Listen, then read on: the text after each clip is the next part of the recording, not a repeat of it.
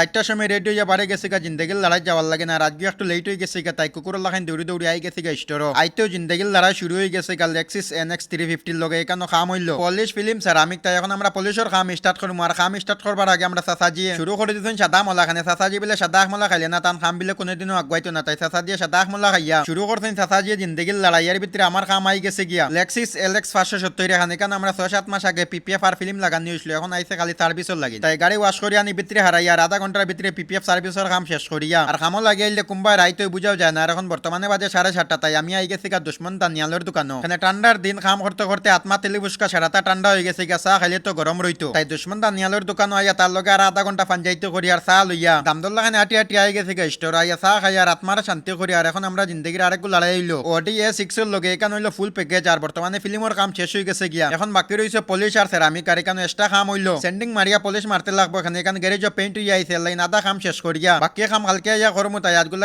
Video শেষ করে please like করলে সাবস্ক্রাইব করে গরিবের সাথে থাকবেন। দেখা হবে পরের ভিডিওতে।